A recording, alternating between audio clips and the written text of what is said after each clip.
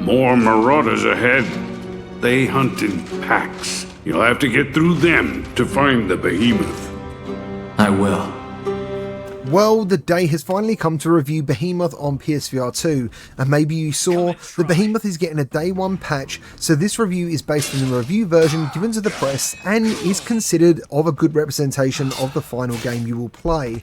And I want to warn you, this is an absolute roller coaster of a review. And even though I want to get straight to the point, I have to warn you, this will feature some spoilers, because for you to understand the issues I've come across, I have to tell you about some of the unlocks, which if you've been following any of Skydance's trailers, you may have already seen, and some of this may not come as a surprise, but I wanted to warn you anyway. Now, the one bit of information I think most people wanted to know is how many behemoths are actually in the game. And Behemoth only has 4 behemoths, which is kind of disappointing when we all want that Shadow of Colossus in VR experience, which I believe featured 12. My playtime so far to get to the final boss is around 6 hours, which again is shorter than I expected, and it's been a mixture of good, bad and very bad, and I don't really know where to start, so I'm just going to tell you how it is. The behemoth fights are epic to behold in VR. There is nothing in VR quite like it, and when everything works well, it's a great experience taking one down. And when I say works well, that is around 60% of the time. The graphics can look awesome and each environment or chapter of the game looks unique and can look beautiful.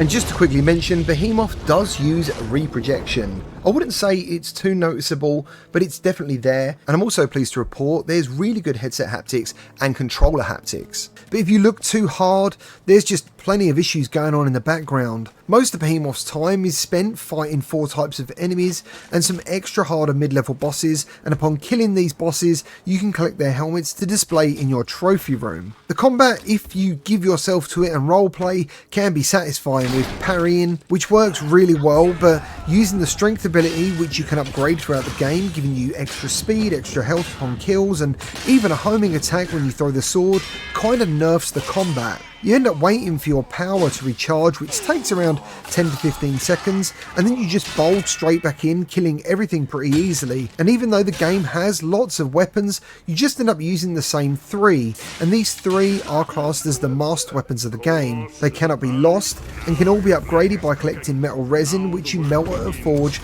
allowing you to play blacksmith for a minute and upgrade the weapons. The hook shot on your left arm is cool, as I reported before, and if you've seen any of my previous footage, it can be used for many of the puzzles, which mostly revolve around placing a block on a switch. But getting the blocks to the switch is the hard part, and some of them are just a bit of a head scratcher and rely on some sort of rope physics. And I actually enjoyed some of these puzzles. So far, so good. But unfortunately, this is where the good news comes to an end, because this game is broken, and there's simply no other way to put it. It's needing at least another few months in my opinion, and I would class what I've just played as a beta. There's just so many little things that came to my attention the more I played. Some environmental things like bodies and bottles that are strung up on rope don't move when you touch them. Some rocks in the environment are hollow, randomly placed walls stick out when they shouldn't be there, you can't break wooden barrels but you can break vases, some chests don't open properly, and your weapon slot inventory resets and can get confused, especially while in combat, which is particularly annoying when you're trying to climb a behemoth. The popping throughout the game is constant, and it does break immersion so much. Things just disappear and reappear right in front of you. The enemy AI can be good, but it can also be pretty poor too. They sometimes kill themselves by walking into spikes, or even throw knives at each other, or they just don't do anything.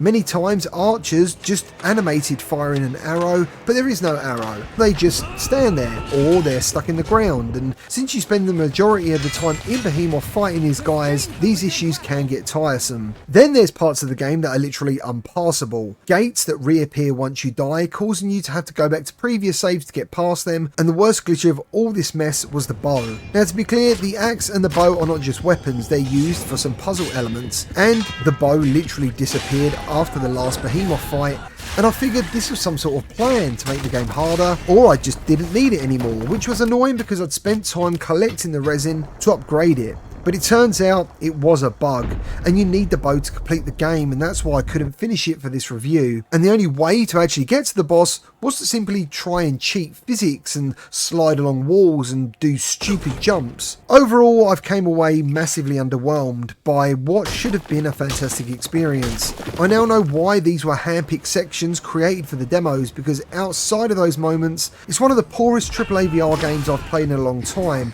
and I wish it would have been delayed. At this time of writing, I haven't played on Quest or PC, as I'm going through the games in order of access, and I can only hope it fares better on both those systems, but I have low expectations.